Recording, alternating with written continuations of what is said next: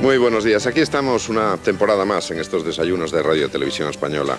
Vamos a reincidir en el viejo empeño de nuestro oficio, preguntar de todo, para que finalmente tengan ustedes todas las claves de lo que ocurre. Y lo haremos como siempre, alejados de la aspereza y el desasosiego y abrazados a la serenidad y la imparcialidad. Este programa quiere ser, un servicio a la libertad, no a otra cosa.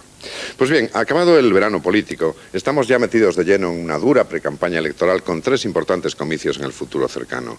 Las autonómicas en Cataluña y posteriormente en Andalucía y quizá coincidiendo con estas últimas las elecciones generales. De momento parece que el gran asunto de diferenciación electoral va a ser el de las pensiones. Ha abierto el melón por el gobierno andaluz de Chávez y ampliada la controversia por el catalán de Pujol, el gobierno central ha decidido convocar para este mes una reunión del Pacto de Toledo, un año antes de que termine su vigencia, para estudiar una eventual revisión al alza de las pensiones más bajas. El otro gran asunto es el del empleo. El Gobierno prevé que a finales de la legislatura habrá 1.600.000 nuevos ocupados y que se romperá el techo de los 15 millones de afiliados a la Seguridad Social.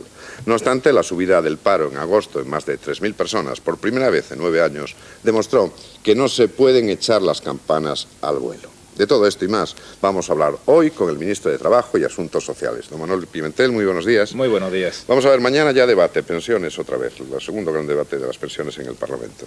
El PSOE propone que se suba ya las pensiones más bajas. ¿Es esto posible o habrá que esperar los presupuestos del próximo año? El PSOE propone dos temas, o ha propuesto dos temas. En primer lugar, y hacía usted referencia a un debate que es distinto a las cuantías de las pensiones, es cómo es el universo de pensiones en España. Hasta ahora, y el Gobierno así cree que debe seguir siendo, todos los españoles, todas las españolas, tienen derecho a la misma pensión independientemente del lugar donde vivan. Y eso ha sido algo que ha garantizado la Constitución española. El señor Chávez, el señor Pujol, algún alcalde por ahí en alguna comunidad autónoma han decidido que ellos, justo antes de unas elecciones, querían dar pues una propina de 500, 600, 700 pesetas al mes. Esto, que así parece pues algo frío o una anécdota, encierra algo detrás que sí es tremendo, que es romper esa igualdad de oportunidades de las pensiones. Y en ese aspecto es donde el Gobierno ha sido muy crítico con esa ruptura de la igualdad de pensiones que inician los socialistas y que continúa el señor Pujol. Tema distinto es la cuantía de las pensiones. Por eso yo separo mucho en lo que es igualdad de pensiones en todos los puntos de España, que sin duda ninguna hay que garantizarla, a lo que es la cuantía de las pensiones. Y ahí ya los consensos son mucho más amplios. Todos los grupos, y desde luego el Grupo Popular y el Gobierno, va a hacer todo lo posible por continuar mejorando los niveles de bienestar de los pensionistas, es decir, mejorando aquellas pensiones, sobre todo las más bajas. Y en esto es muy importante cómo se haga. ¿Y cómo quiere hacerlo el Gobierno? Quiere hacerlo como hasta ahora se han hecho, o en estos últimos años, y que tan buen fruto ha dado, por consenso. Consenso con los agentes sociales, con los sindicatos, con los empresarios y con los máximos números posibles de grupos políticos. El presidente de Gobierno ya ha anunciado que se van a subir para los presupuestos del año 2000, es decir, que se van a subir ya pensiones contributivas y no contributivas, pero para ello quiere llegar a acuerdos con los sindicatos, quiere llegar a acuerdos, si es posible, con los empresarios y, desde luego, participar esta decisión con todos los grupos. No estamos de acuerdo, nunca lo estaremos, con el Partido Socialista en su línea de romper la igualdad de pensiones en todos los puntos de España y tampoco estaremos de acuerdo nunca en hacer este tipo de cosas por decretazo, porque creemos, igual usted apuntaba, que se apunta al sosiego y quiere apartarse del sosiego, estas cuestiones de pensiones, que son muy importantes, hay que apartarse a los consensos y huir de los decretazos porque no suelen funcionar en esta sociedad ni en ninguna otra occidental. Pero ¿por qué no es razonable que las pensiones suban más allí donde más suben los precios? Es decir, un pensionista de Barcelona, al final resulta que al final del año su poder adquisitivo disminuye con respecto a un pensionista, por ejemplo, de Badajoz, donde los precios suben menos. Hay muchos motivos que romperían ese argumento. En primer lugar, porque de alguna forma estaríamos premiando entonces a las ciudades o las comunidades autónomas donde hay más inflación. Es decir, estaríamos premiando al que peor lo ha hecho. Usted tiene más inflación, luego yo le subo a usted más. En segundo lugar, porque hay un mercado, y eso es muy importante, nacional de estas cuestiones. En el momento que uno diga, no es la inflación nacional, es la inflación autonómica, se va a abrir otro segundo debate. ¿Y por qué autonómica? Por ejemplo, en Cataluña, la provincia de Tarragona tiene una inflación muy inferior a la que tiene, por ejemplo, la provincia de Gerona. Luego, si se suben a nivel de media catalana, los pensionistas de Gerona estarán perdiendo poder adquisitivo frente a la media de Cataluña. Y dentro de Gerona hay ciudades distintas. En este tema no vale romper esas unidades básicas que en última instancia son las que garantizan pues esta igualdad. Nosotros, y como Gobierno, vamos a reiterarlo hasta la saciedad, vamos a defender la igualdad de su vida en todos los puntos de España, vamos a defender la igualdad de oportunidades y de derechos de todos los pensionistas, de todas las pensionistas en todos los puntos de España. Y yo comprendo que esto es una doctrina que a los nacionalistas no les gusta porque ellos en última instancia querrían tener pues su propio ámbito. No comprendo cómo el Partido Socialista ha querido romper esta igualdad de pensiones. Yo comprendo que ahora se han dado cuenta del error. Almunia, en este caso, está hecho un auténtico lío. Criticaron la subida de Pujol, dijeron que era electoralista, cuando habían hecho lo mismo en Andalucía, y ahora quieren salir de ese debate de las tierras de España. Pero me parece muy importante que, por distintos argumentos, el IPC o cualquier otra cosa, no se rompa esa igualdad de oportunidades de todas las personas en España. Hablaremos más de pensiones, sin duda, pero nada más que para apuntar en este inicio también tendremos que hablar de empleo, desde luego, porque en el pasado mes de agosto nos encontramos con 3.500 parados más, cosa que no ocurría, no subía el paro en agosto de los últimos 9 años, ¿no? Y después nos encontramos con un informe de la Comisión Europea que nos llama la atención por la alta temporalidad de los trabajadores en España, por la alta tasa de paro juvenil y femenino, y también por la alta tasa de parados de larga duración. No son muchas brechas abiertas como para mantenerse eufórico con respecto al paro. Todo tiene razón y hay motivos para seguir muy satisfecho con la evolución del empleo. Efectivamente, que el empleo suba a 3.000 personas en el mes de agosto es una mala noticia, o sea, no diré yo que es una buena noticia. La explicación, están los datos, es que las compañías, sobre todo de construcción e industria, van concentrando sus vacaciones en este mes y por tanto se produce pues que las personas son fijas, se van de vacaciones y los contratos temporales ese mes se van al paro. Es un fenómeno que al Ministerio de Trabajo no le gusta nada, pero que es lo que se ha ido ocurriendo, sobre todo incrementando a lo largo de todos estos años. Sin embargo, ¿cuál sigue siendo la evolución desde final de agosto de este año al año pasado, es decir, a final de agosto del año pasado? Pues se han creado o se están creando más de 400.000 nuevos empleos y por tanto seguimos en un proceso de creación de empleo muy fuerte. Y fíjese, ese informe que comenta de la Unión Europea tiene dos partes. Una, la general, diciendo que España es el país donde más empleo se está creando de la Unión Europea, que prácticamente está creando la mitad del empleo que se crea en toda Europa, es decir, que solo España crea el mismo empleo que la suma de los 14 países restantes de la Unión Europea, y dice que nuestra tasa de empleo está creciendo al triple de lo que le hace la Unión Europea. Y creo que eso es pues, una gran satisfacción y por tanto pues felicita o nos felicita a la sociedad española del esfuerzo y la buena orientación que han dado o hemos dado a las políticas económicas y de empleo. Sin embargo, tiene una segunda parte en la cual el Gobierno coincide plenamente, que es detectar todavía cuáles son nuestros grandes retos. Y nuestros grandes retos, sin ningún género de duda, es la temporalidad, es el empleo de la mujer. No cabe duda que hoy en día, a pesar de que tenemos leyes iguales, la mujer tiene mucha más dificultad que un hombre a encontrar un empleo, y tenemos también en otro rango problemas de desempleo juvenil que se va solucionando más rápidamente que el de la mujer, y por último, que será nuestro objeto de trabajo en estos últimos años, los parados de larga duración, sobre todo aquellos de más de 40 o 45 años que tienen una especial dificultad. Bueno, pues más de 40 o 45 años tienen los compañeros que van a intervenir, excelentes periodistas, Consuelo Sánchez Vicente y Fernando Jáuregui. Bienvenidos a los dos. Está usted muy gracioso en este inicio de curso del señor Mariñas. Bueno, buenos días. Usted tiene 40 más 10, como dicen las canciones de Sabina, ¿no? Pues todavía no, pero casi. ¿Cuándo crees? Yo quería empezar por las pensiones, pero me ha sugerido una cosa, la reflexión que hacía el ministro al final sobre el tema del paro. A mí hay algo que no acabo de entender de la evolución del mercado laboral en España. La inestabilidad en el empleo, o sea, la resistencia de los empresarios a crear empleo fijo. A mí siempre me sorprende eso de que hagan falta, según comisiones obreras y UGT, 31 contratos para crear un puesto de trabajo.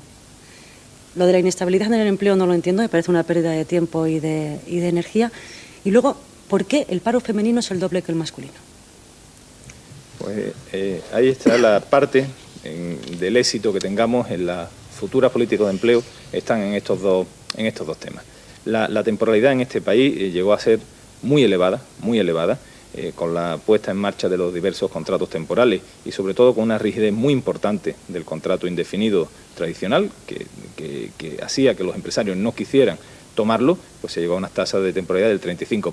Quiere decir que de cada 100 contratos que se hacían, o de cada 100 personas, que trabajaban, 35 eran temporales y el resto eran indefinidos. Y además parecía que era una situación que no iba a solucionarse y que los nuevos factores, competitividad, etcétera, parecía ya condenar al mundo del trabajo a tener que aceptar un contrato temporal. Eso, sin embargo, se rompe como tendencia, como cultura imperante, con un acuerdo muy importante que llegan empresarios y sindicatos en el año 97. Se llamó el Acuerdo para la Estabilidad en el Empleo. Se crea un nuevo contrato indefinido, se crean, vinculado a él, unas nuevas bonificaciones para esos contratos y la verdad que ha habido un cambio muy importante.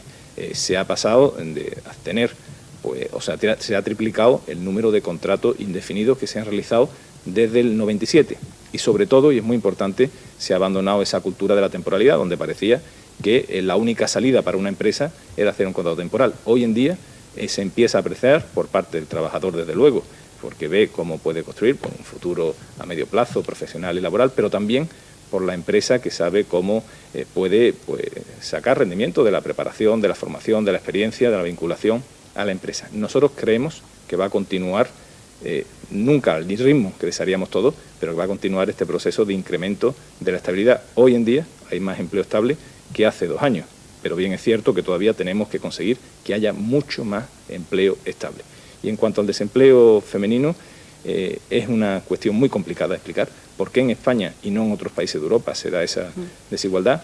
Hay que sumar, pues, diversos factores culturales, históricos, pero desde luego ya ninguno de ellos puede justificar una situación que es a todas luces insostenible en una España en vanguardia de nuestro mundo europeo, de nuestro mundo occidental. Yo, más que intentar ahondar en las razones, lo que sí, pues, podría contarles las medidas que queremos adoptar en el futuro para lograr igualar esa tasa de empleo y desempleo entre hombres y mujeres. Bueno, ya ves que aquí, señor ministro, cada cual tira para donde le interesa. Consuelo, naturalmente, con el desempleo femenino. Le corresponde. Y yo le voy a preguntar, yo vuelvo a lo de las pensiones, le voy a preguntar por algo que a Luis Mariñas, que tiene un pie en ello, le interesa mucho seguro, y a mí que casi también, pues también. Yo creo que hay una confusión notable en esto de las pensiones en estos momentos, debido a la gran cantidad de ofertas y de tiras y aflojas que está habiendo. Se aumentan 5 pesetas, 25, 67, 100 pesetas, como dicen los sindicatos, las pensiones más bajas, las no contributivas. Hombre, al final quien va a dar las pensiones va a ser usted, va a ser el gobierno. Entonces usted tiene que saber cuánto se van a aumentar esas pensiones y cuándo. Que antes Luis Mariñas le preguntaba algo de eso y usted, pues, escapaba un poco. Ya en estos presupuestos para el año 2000 se va a contemplar una subida de las pensiones, ¿de cuánto exactamente? ¿O no? ¿O todavía no? Con un breve preámbulo le voy a decir el cuándo y le voy a insinuar el cuánto. El preámbulo es que cualquier decisión que tomemos debe ir siempre enmarcada en unos criterios de estabilidad y sostenibilidad, que dicho en castellano normal significa que hay que pagar buenas pensiones, las mejores pensiones a los pensionistas de hoy, pero hay que garantizarlas a las personas que están cotizando o que viven en España ahora para el día de mañana, pensionistas de hoy y pensionistas de mañana. Pues bien, dentro de estos criterios de prudencia y de estabilidad, nosotros vamos a proceder a subir las pensiones en los presupuestos del año 2000 y lo vamos a hacer con consenso, o vamos a intentar llegar a consenso con los sindicatos, vamos a consultarlo con los empresarios y además queremos tener una primera reunión del Pacto de Toledo, una reunión con los grupos políticos para que nos avalen ese planteamiento. Es decir, no queremos plantear esto como la subida de pensiones del Gobierno, sino queremos plantear esto como la subida de pensiones consensuada entre todos que garantice esa estabilidad a medio y largo plazo. Y en esta subida de pensiones, que ya le he dicho el cuándo, vamos a introducir otro factor que yo creo de primera magnitud, que es la creación de un fondo de reserva. Es decir, no tan solo se han saneado las cuentas de la Seguridad Social, no tan solo vamos a mejorar las pensiones contributivas y no contributivas, sino que vamos a iniciar o vamos a constituir una reserva, que es una hucha donde vamos a ir ahorrando, en este concepto tan tradicional, pues los excedentes que vamos a tener estos años para garantizar esas pensiones de mañana. ¿Cuánto vamos a subirlas? Es lo que estamos en estos momentos trabajando con sindicatos, ya digo, hemos tenido una reunión también con empresarios y vamos a plantear a los grupos. Yo le diría algo ya, subiremos las contributivas y las no contributivas. Ha habido alguna propuesta de subir tan solo las no contributivas, pero eso es injusto porque hay pensiones de personas que han cotizado. Por ejemplo, las viudas que tienen derecho o que tenemos que procurar de todo mejorarle la pensión que tienen, que es objetivamente baja. No hemos opuesto a subir solo las no contributivas, porque si no una persona ha cotizado nos va a decir, bueno, ¿y yo para qué cotizo si al final mi pensión es la misma que la persona que no ha cotizado? Por tanto, trabajaremos en pensiones no contributivas, en contributivas va a haber una subida que me permitiría decir que será significativa de la mínima en ambos campos, contributivo y no contributivo, y queremos llegar por consenso. Y durante estos días que estamos trabajando, pues podré concretarle ya el cuánto, pero de luego será, por supuesto, significativo. ¿Y se va a mantener el diferencial entre contributivas y no contributivas? El mismo diferencial que existe ahora mismo con esas subidas. Va a existir diferencial, no sé si Sí, va a existir exactamente el mismo, ¿no? del orden, es decir, del orden, no exactamente el mismo, pero creemos que hay que mantener un diferencial precisamente para animar a las personas a contribuir. Si fuera la misma pensión, pues aquí no contribuiría nadie, porque al final diría uno, ¿para qué contribuyo si me queda la misma pensión? Hay que mantener un diferencial. Eso no quiere decir que, lógicamente, tenemos que procurar que las no contributivas tengan también un mínimo de dignidad y por eso van a subir. Pero mantengamos esa relación entre las contributivas y no las contributivas para darle lógica al sistema. Ministro, ¿por qué empezó el Gobierno diciendo que no en esto de las pensiones para acabar diciendo que sí? O sea, decían que no cuando lo pedían Chávez y Almunia y cuando lo ha pedido Pujol en agosto han dicho que sí. No, nosotros nunca hemos dicho que no a la subida, es decir, que esto es muy importante porque son dos campos, y se han presentado simultáneamente, pero hay que distinguirlo. Nosotros hemos dicho, decimos y diremos que no a que haya pensiones distintas en distintos puntos de España. Por eso nos opusimos a la medida electoralista del señor Chávez, por eso nos hemos opuesto a la medida electoralista del señor Pujol. Ellos querían pensiones distintas en cada punto de España, ya avisamos que por ese camino se llegaría al esperpento de que cada ciudad o cada barrio quisiera tener pensiones distintas y alguna propuesta pues pintoresca de algún alcalde ha venido a afirmar o a confirmar ese temor. A eso es lo que hemos dicho que no y vamos a seguir diciendo que no. A la mejora de las pensiones, en este caso, nunca hemos dicho que no. Fíjese qué ha sido esta legislatura en materia de pensiones. Ha sido la legislatura del consenso. Obtenemos un acuerdo importantísimo con los sindicatos que desarrolla el Pacto de Toledo.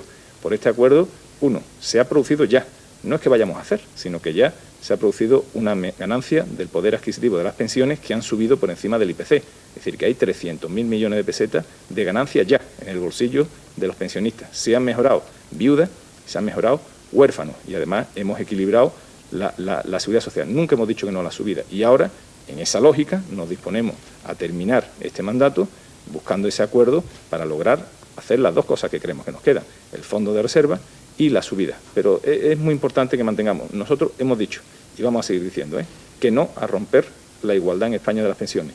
Y hemos mantenido una política que ha dado estabilidad a las pensiones y ha permitido, y queremos que continúe, y por eso lo vamos a hacer, mejorando el nivel de las pensiones. Eso hemos dicho, decimos y diremos que sí, a lo otro hemos dicho, decimos y diremos que no. Pero fíjese, señor Pimentel, que puede quedar la sensación de que si no hubiese sido por esas presiones de sindicatos, del señor Pujol, de Chávez, yo qué sé, de otros dirigentes también autonómicos, que no son solamente esos, incluso algunos de su propio partido, pues a lo mejor el tema de la subida de las pensiones se hubiese quedado aplazado por lo menos hasta después del 2000, porque no había compromiso de abordar eso hasta el año 2000. Y por lo menos así, pues los pensionistas, los que tienen unas pensiones más bajas, ganan un año de recuperación de poder adquisitivo, ¿no? O sea que da la sensación de que el Gobierno va un poco obligado, ha tenido que acelerar en este tema, pues porque ha habido presiones de otros dirigentes políticos, de otros partidos y de los sindicatos, ¿no? Bueno, obligado, ya repito, una persona o un partido o un gobierno se ve por su hecho. ¿Qué ha hecho este gobierno? Pues hasta ahora ha tenido consenso, ha subido el poder adquisitivo de las pensiones, ha mejorado las pensiones y lo que es tan importante, le ha dado estabilidad al sistema. Hace 3 años, todavía 3 años y medio, con el gobierno socialista teníamos una seguridad social que no según la oposición, no según el actual gobierno, según el ministro de Economía entonces, el señor Solbes, estaba en quiebra y el propio ministro de Economía recomendaba que las personas, los españoles, las españolas, se sacaran un seguro privado. 3 años y medio después, que tenemos un panorama absolutamente distinto, una seguridad social equilibrada, una seguridad social que ha mejorado la ganancia del poder adquisitivo de sus pensiones y una seguridad social que se propone hacer 2 temas históricos, la hucha, el fondo de reserva y la mejora de pensiones. Y el Gobierno lo ha ido haciendo siempre con la delantera por delante. La oposición, los sindicatos, pues lógicamente nuestro propio partido siempre quiere más, es normal y es una reacción de acción-reacción normal en política. El Gobierno administra, intenta administrar con coherencia y con estabilidad y el resto de los grupos, pues lógicamente quieren pedir o piden cosas posibles y cosas que desgraciadamente no podemos hacer a corto plazo. El Gobierno hasta ahora ha ido llevando la delantera en esta materia y va a seguir aportando la estabilidad, la tranquilidad, el sosiego que hace falta en esta materia con búsqueda de consenso. Estamos absolutamente tranquilos. Las pensiones van a subir y las va a subir este Gobierno con consenso. Después todos querrán decir o apuntarse la medalla, nacionalistas, socialistas, Izquierda Unida, nuestro propio partido, sindicatos, todo. Pero la verdad que se han podido subir las pensiones sencillamente por 2 materias. 1, porque se ha gobernado bien.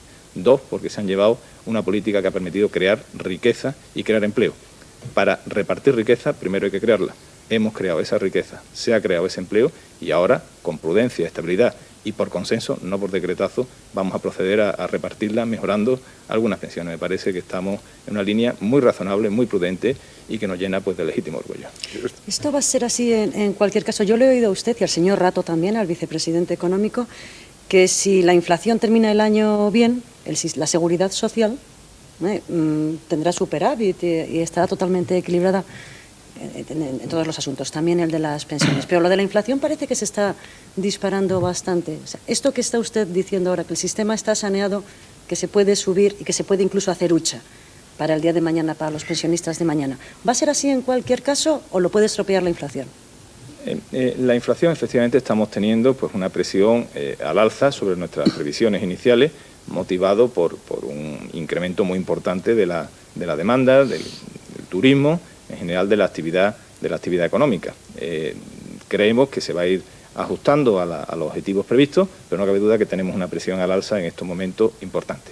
Indistintamente cuál sea la inflación final de este año, si está en el 1,8 o está alguna décima por encima, se va a poder hacer todo esto que estamos pues afirmando de la seguridad social en equilibrio, de la hucha para el día de mañana y de la mejora de estas pensiones mínimas. Creemos que el umbral o el margen de posible desvío, si es que se produce, no va a impedir hacer este conjunto de políticas que creo que son extraordinariamente positivas. Y además creemos que ya estamos en ese proceso de ajuste de la inflación, toda vez que los precios de los carburantes deberán tocar techo en cualquier momento. Piense que el petróleo estaba a $10 el barril cuando empezamos este año y 6 meses después se ha puesto a $23. O sea, se ha más que duplicado y sin embargo pues la inflación está ligeramente por encima de lo previsto, pero dentro de unos márgenes que podemos llamar razonables. ¿Y usted cree que con la convocatoria adelantada del Pacto de Toledo se puede terminar este, digamos, subasteo de las pensiones o hemos entrado ya en una dinámica diabólica imposible de frenar? No, por supuesto que se frena. Sí, al final la gente tiene mucho más sentido común de lo que nos creemos. Aquí nadie, ningún responsable político va a engañar a nadie. Los pensionistas quieren primero, lógicamente, que se le mejoren todo lo posible sus pensiones. Si a un pensionista se le dice, ¿usted quiere que se le mejore su pensión? Pues sin duda ninguna decir, yo quiero que se mejore mi pensión.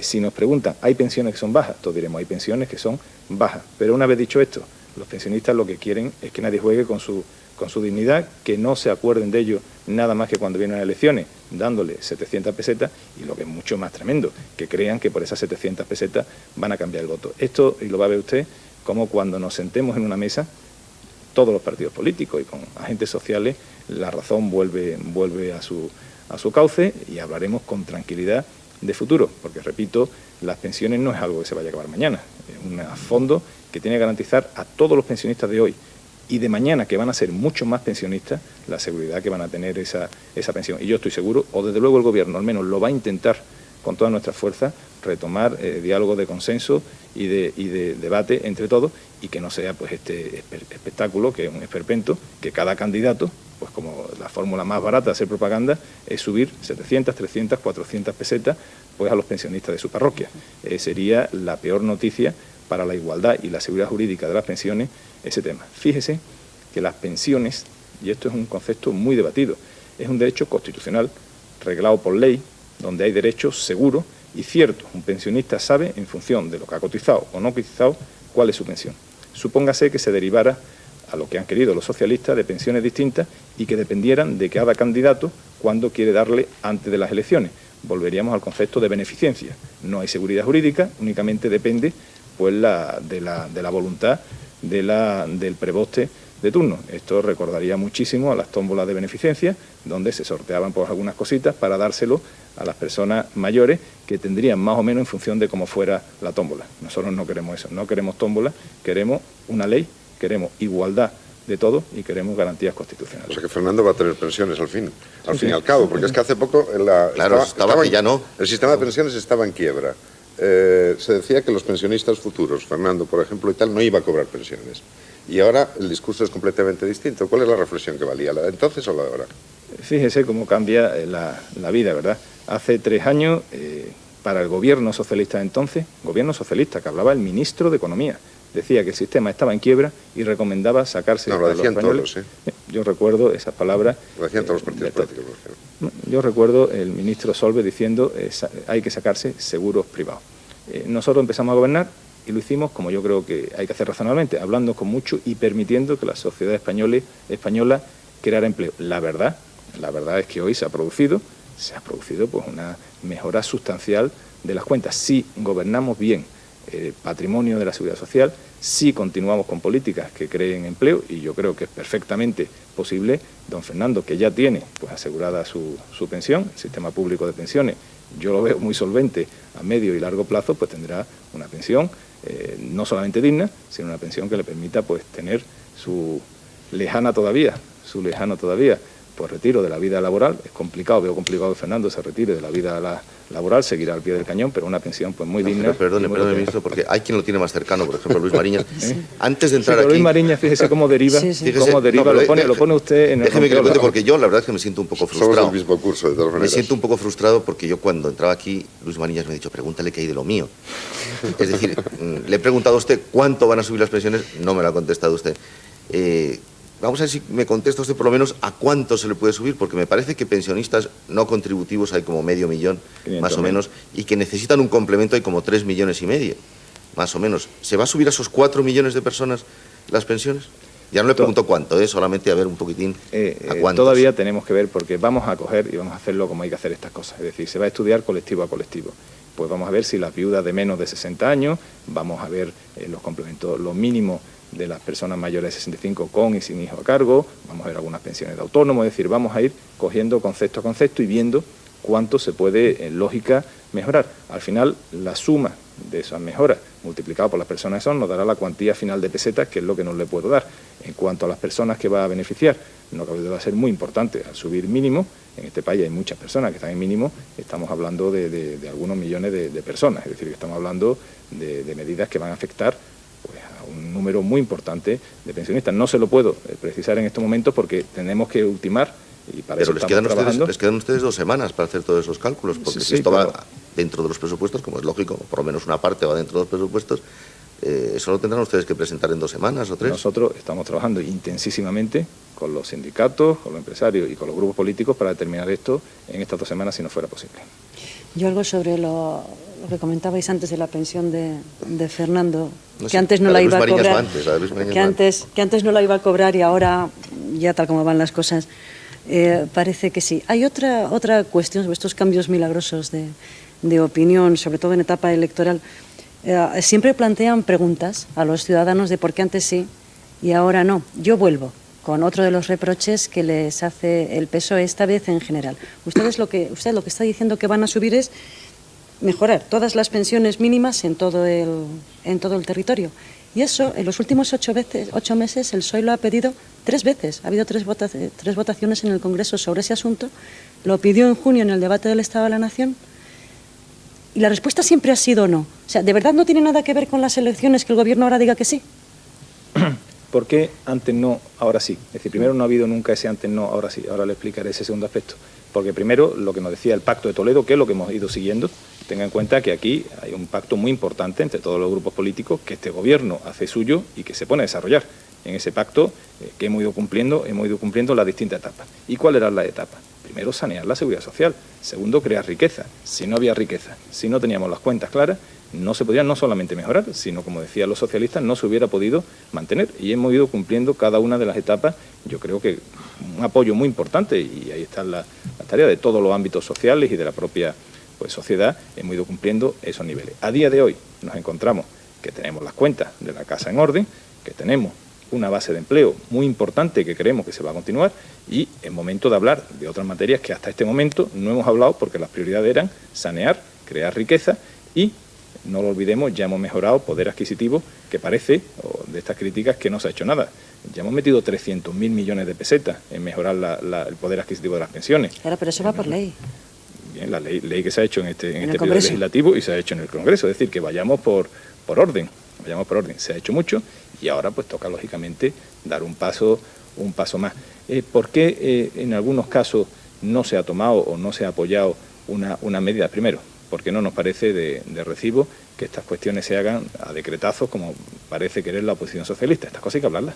Si es que estos temas hay que hablarlos. El mundo no se acaba ni hoy ni mañana. Hay que sentarse, verlo con tranquilidad, tener la generosidad, todos los partidos políticos, de hablarlo con sindicatos, con empresarios y entre nosotros, y eso hemos dicho y eso volvemos a hacer.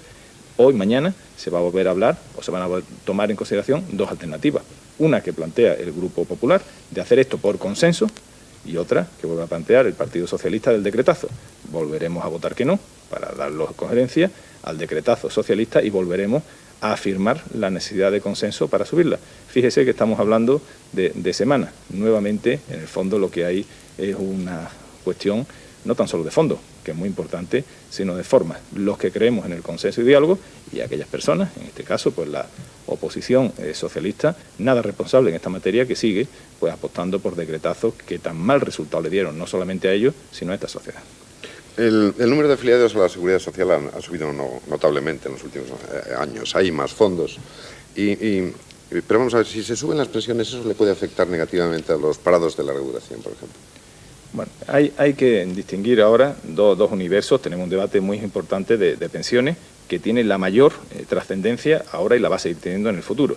Pero la magnitud de este debate no debe ocultar o no debe tapar otras personas que tienen dificultad, que son los parados de larga duración, porque son personas que han quedado en paro cuando tienen normalmente pues una familia constituida, una serie de gastos de su nivel personal y familiar, y se encuentran con una edad que es compleja su vuelta al mercado de trabajo. Vamos a procurar que este debate de las pensiones no oculte ese problema, y nosotros también estamos dispuestos a plantear medidas que apoyen a estos parados de larga duración. Tienen que ser medidas que no sean tan solo los tradicionales subsidios, es decir, te doy un dinero para ayudarte. Está bien que se le dé renta. Nosotros queremos crear un nuevo instrumento, y estamos también ultimándolo, que le diga a una persona que no tenga ningún tipo de prestación: yo te garantizo una renta, tú estás dispuesto o haces con nosotros este trabajo que te vamos a dar a través de una política activa de empleo, para que trabajes, para que te sientas útil y para que te formes en un oficio que a lo mejor era distinto al que habías tenido hasta ahora. Parados de larga duración, aunque han ido disminuyendo, van teniendo pues una característica de dificultad que le indicaba importante, y será objeto en estos presupuestos también de un tratamiento específico. Perdone, ministro, me ha parecido entenderle que a lo mejor cambian los presupuestos de lo que es el seguro de paro o el subsidio de paro hasta ahora.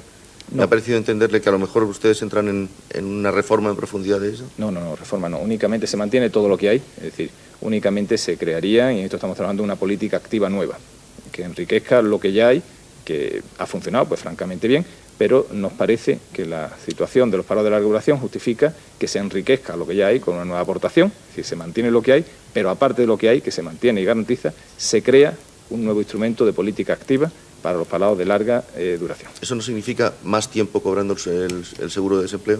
Eso significa una renta que va a tener esta persona a cambio de formarse y hacer un trabajo que se le va a encomendar para que pueda trabajar en el futuro. Por tanto, será mayor presupuesto dedicado a esta cuantía y mayor número de beneficiarios que podrán acceder, si son parados de larga duración, a esta oportunidad. A nosotros, independientemente de la renta, del dinero que esta persona tiene que llevarse a su casa, que claro que tiene que llevárselo, porque si no, no podría tirar para adelante, lo más importante es que a cambio de ese dinero va a recibir una formación, va a poder hacer un empleo y sentirse útil, y va a poder encontrar o incrementar las posibilidades de encontrar un empleo cuando finalice este programa.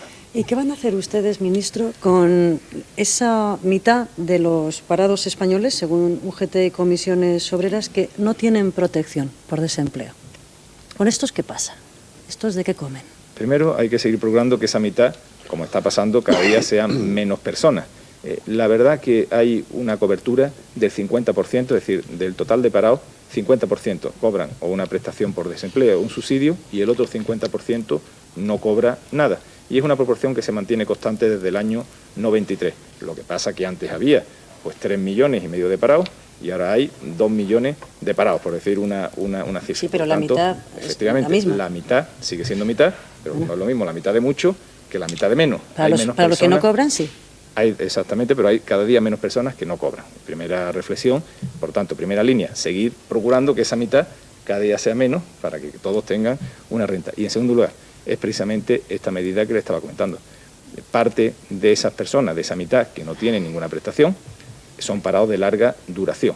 Y con eso vamos a intentar crear un nuevo instrumento para permitirle pues acceder a una renta a cambio de formación y empleo. Por eso digo que es una medida que va a hacer que se incremente se incremente el número de personas con algún tipo de renta y que disminuya, por tanto, ese 50% de personas que no tienen ese número, esa posibilidad de renta y de empleo. Usted sabe que es un gran drama esto de las jubilaciones anticipadas forzosas, ¿no?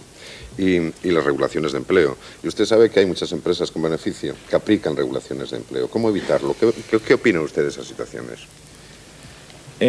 Hay un debate previo en toda Europa y muy vinculado precisamente a las pensiones. Afortunadamente, en Europa, en España, cada día vivimos más años. La esperanza de vida sigue incrementándose. En este momento ya está en 82 años las mujeres, 77 años los hombres. En una Europa donde cada día vivimos más y afortunadamente llegamos con mejor salud, pues a los 65 años, no parece pues razonable ni inteligente que se vaya acortando la vida laboral de las personas y mucho más por motivos forzados. En principio, como interés Estado, pues estaría el que razonablemente trabajáramos dentro de unas condiciones de salud, dentro de unas condiciones normales, hasta los 65 años. Hay una circunstancia, una ley, es decir, es algo legal y que se puede hacer, que son los expedientes de regulación de empleo. Este ministro de Trabajo y Asuntos Sociales ha criticado a veces que se ha sobreabusado de la legislación, es decir, siempre dentro de lo legal. Nunca he dicho que son ilegales estas medidas, pero sí que se ha abusado de la legislación de prejubilaciones, sobre todo en empresas que van bien, que tienen beneficios y que por tanto no tienen ningún problema de futuro. Yo distinguiría mucho en empresas que sí tienen dificultades, donde parece razonable que más vale salvar a la empresa y que sigan personas trabajando que al final condenarla al cierre. Pero quitando este problema de empresas que tienen dificultades, en empresas que van bien tenemos que mirar con mucha cautela el asunto de las prejubilaciones. Yo personalmente he sido muy crítico con alguna de ellas, que siendo legales me parece que incurrían en un principio que al menos hay que evitar, que es la discriminación por edad. Fíjese, perdone, ministro, que a veces alguna de esas empresas es estatal. Sí. Ahora sí. Por eso he sido muy crítico, y cuando se es crítico hay que tener la coherencia de hacerlo con cualquier empresa, independientemente de quién sea. ¿Y por qué hemos sido tan críticos? Por el principio de discriminación por edad. Yo puedo aceptar que entre los sindicatos de la empresa y la empresa se diga, mira, hay un ajuste, necesitamos que 20 personas pues salgan de la empresa. Bueno, hasta ahí podemos estar de acuerdo o no, pero me parece que es legítimo y que es pan habitual de cada día. Pero me parece inaceptable que se diga, pues estos 20 son los que tienen de 50 años para arriba, porque en el fondo estamos diciendo o haciendo o lanzando un mensaje terrible. Todas las personas de 50 años para arriba no valen para el trabajo y sí valen las de 50 años para abajo. Eso se llama discriminación por edad. Y eso sí hay que erradicarlo.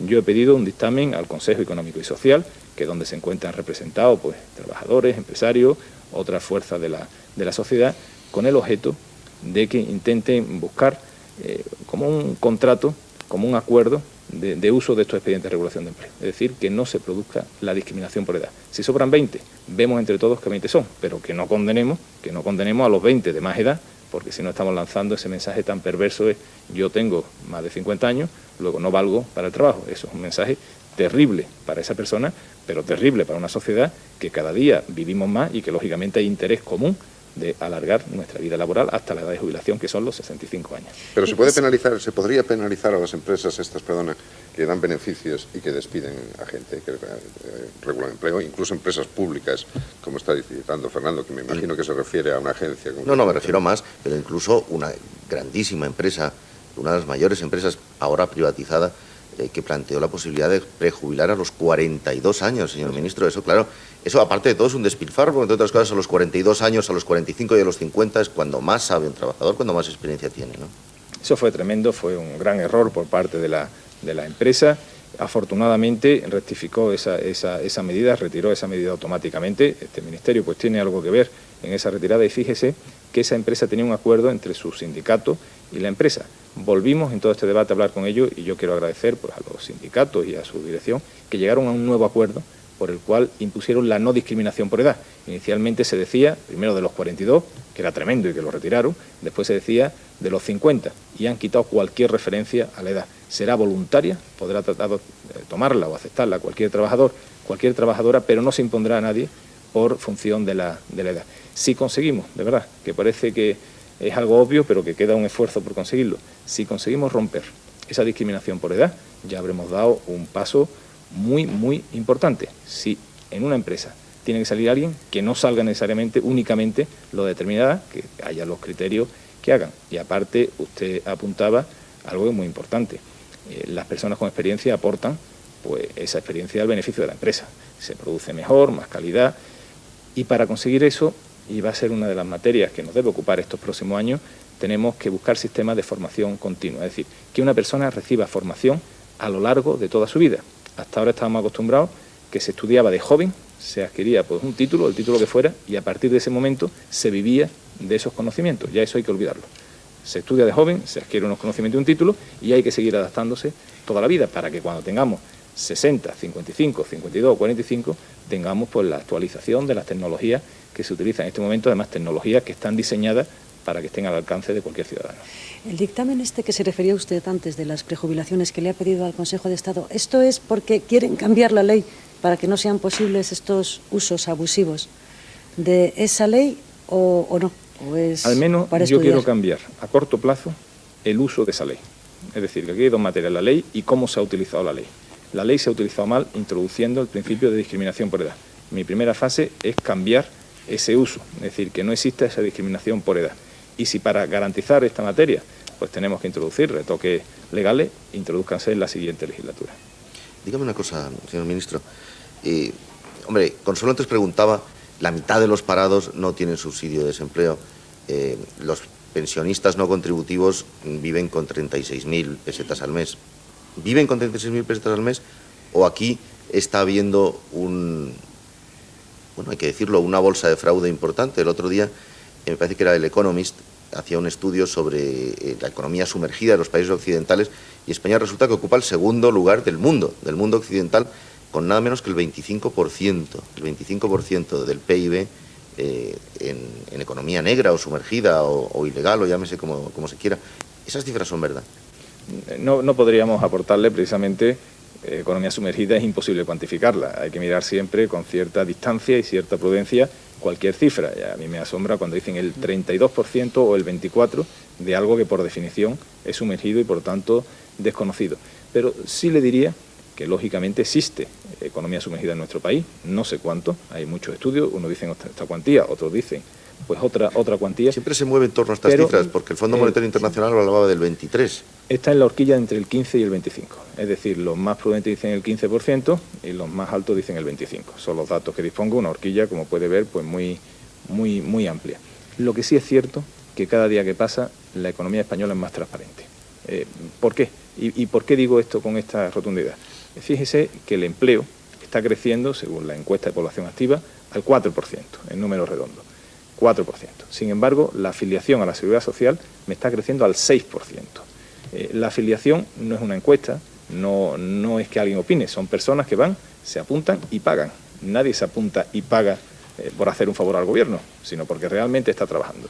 ¿Cómo se explica que crezcan más los afiliados a la Seguridad Social que el número de empleos? Pues se explica por una sencilla cuestión, porque se están afiliando todos los nuevos empleos y esos dos puntos de diferencia es empleo que existía antes sumergido y que está aflorando. Nosotros en esto creemos que va a seguir aflorando economía tanto en la materia laboral, es decir, dando afiliación, como en la materia fiscal, en lo llamado pues dinero negro. Estamos en un proceso de intensa incremento de la transparencia y fíjese que también los móviles que hay para estar afiliados cada día crecen.